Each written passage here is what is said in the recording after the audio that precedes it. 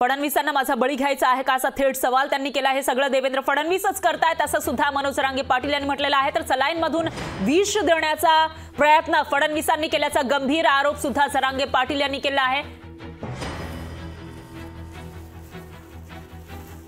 तुला पाहिजे बाई, तू आरोप नको करू माझा, तुला मी पाहिजे, मी मेलो तुझा आरोप बंद होणार, मी मेलो समाजाचं काम करायला कुणी नाही राहणार, हे स्वप्न आहे तुझं। इथं बसून मरण्यापेक्षा तुला माझा बळी पाहिजे ना, मी तुझ्या सागर बंगल्यावर येतोय, चल घे माझा बळी, निघालो मी, चल ये तू तिकडं, हरामखोर आग निघालो, चल सागर बंगल्यावर निघालो मी तुझ्या, चला मला पट्टा द्या, मला चालता येत नाही, काठी द्या माझा, पण मला काठी धरी धरी चालायला लागतं।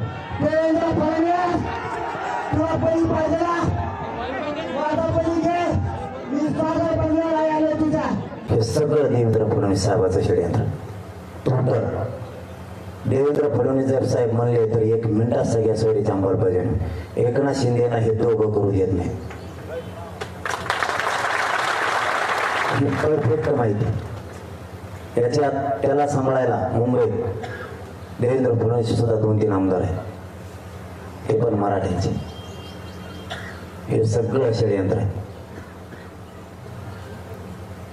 मराठा हे पोरग जर असंच राहिलं आणि हे जर समाजाशी निष्ठावान राहिलं तर समाजाला डंक सुद्धा लागू शकत नाही। आणि यावर प्रतिक्रिया देण्यासाठी भाजपचे सुधीर मुनगंटीवार हे स्वतः आपल्या सोबत सोडले गेले आहेत फोन लाईन वरून। मुनगंटीवार सर, मनोज जरांगे पाटील यांनी गंभीर स्वरूपाचे आरोप केले आहेत, मला मारण्याचा कट आहे आणि थेट त्यांनी फडणवीसांचं नाव घेतलंय, तुमची काय प्रतिक्रिया?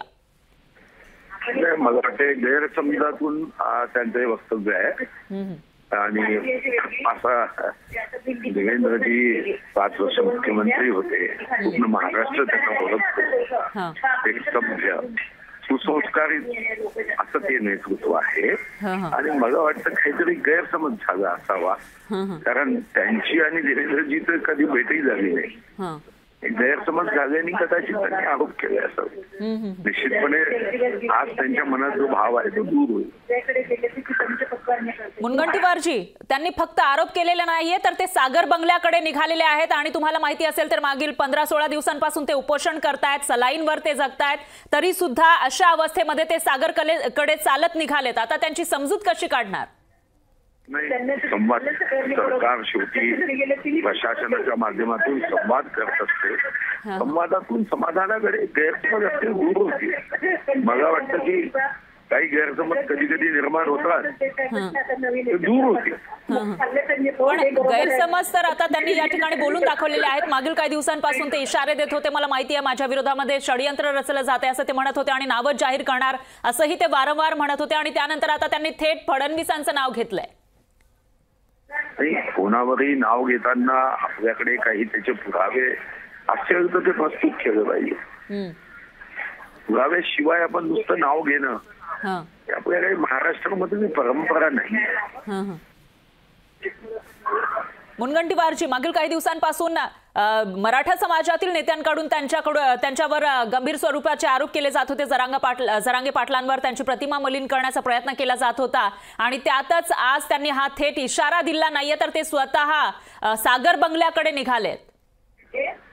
ठीक आहे, प्रशासन संवाद करेल, मला नाही वाटत की त्याच्यामध्ये अचानकपणे असा निर्णय करण्याची आवश्यकता नाही आणि पुरावे असेल तर निश्चितपणे प्रस्तुत करावे, पण कोणतेही पुरावे नसताना आपण असं नाव घेणं योग्य नाही आणि आपल्याला तो शिष्टाचार।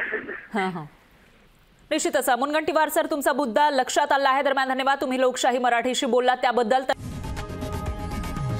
लोकशाही मराठी ऐका, पहा, जागरूक रहा।